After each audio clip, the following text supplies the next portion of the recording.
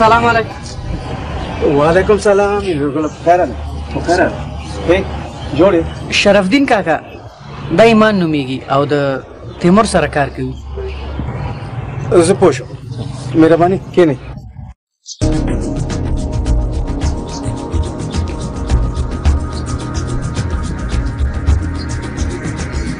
زویه دا منځ کې چې ناست دی دا زما نیکه دی چې د غازي امان الله خان سره یو ځای د انګریزانو په خلاف غزا یې کوله او دا چې دی زما پلار دی چې د شوروي یرغلګرو په ضد جهاد یې کولو او شهید شوی.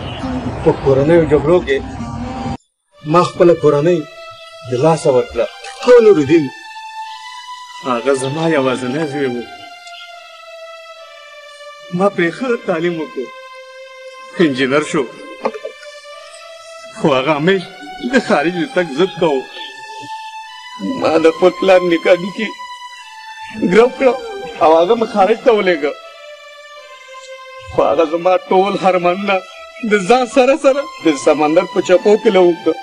خو افسوس چې دا زموږ ځوانان ولې نه پوهېږي د چا چې پلرونه او نیکونو د هغوی په ضد باندې جهاد کوو، نن دا ځوانان خپل وطن پرېږدي او د هغوی د غلامي دپاره ځي. دا یو د عزت ژوند پرېږدي، هلته د ځناورو خدمت کوي.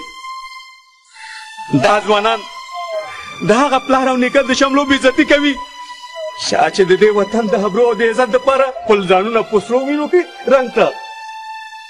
او زه چې نن ژوندی یم صرف او صرف د دې ماشومانو د تعلیم دپاره.